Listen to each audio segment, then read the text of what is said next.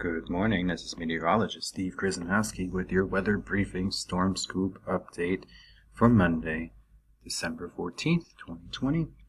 And looking out the window, it's pretty gray. We have some wintry precipitation on the way.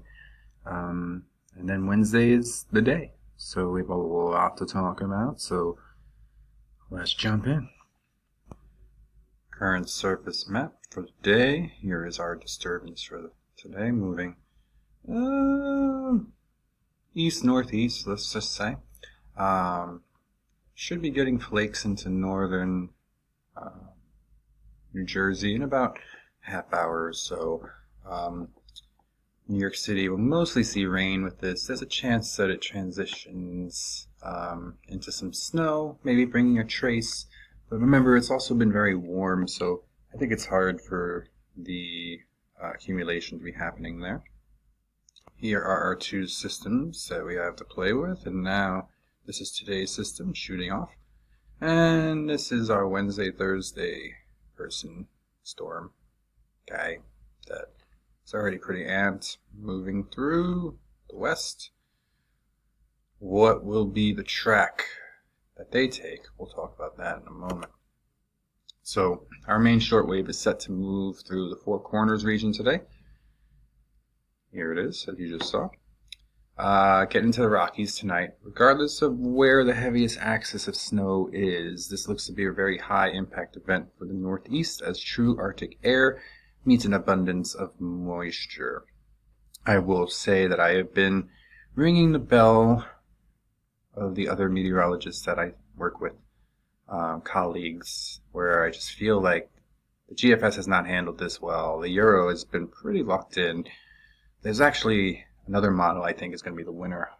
I'll talk about that in moments. So here's the GFS from this morning.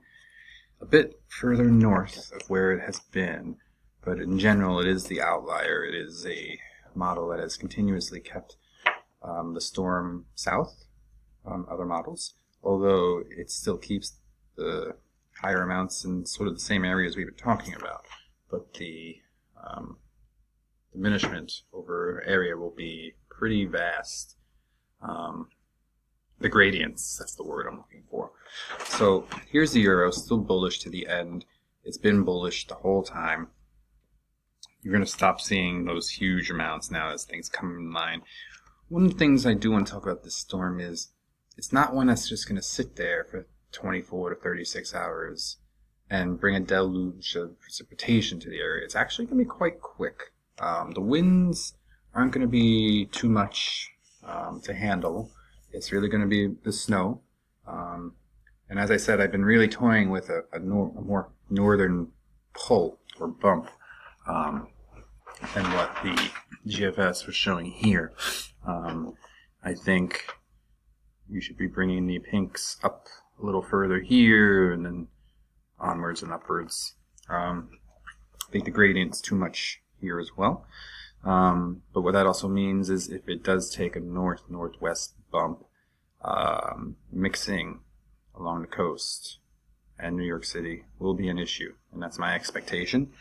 So I think looking at just some of the data a little more this morning, I'm worried about New York City. I think you'll get 6 inches out of this storm, but I'm not sure about the foot or 2 feet that is out there. All right, that's the Euro again, and here's just another idea. Look, the models are in agreement. These are the European ensembles. Snow is coming, a significant amount of it, but there's still members on board that want it to sway a bit this way or a bit that way. So now that the storm is over land, we can utilize our expertise and what we're looking at and the data to compensate, and we can get a better idea of the processes. For instance, furthering my northward expansion, this is the European.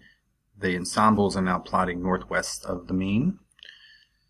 And to that point, some of those members are even bringing in that rain into eastern southern New England, Long Island, New York City. So I really just have this gut feeling looking at everything. Here's the graph model, which we don't look at too much, but there's that northern trend. This precip shield getting pretty far north. A lot of models are stopping it right above Albany.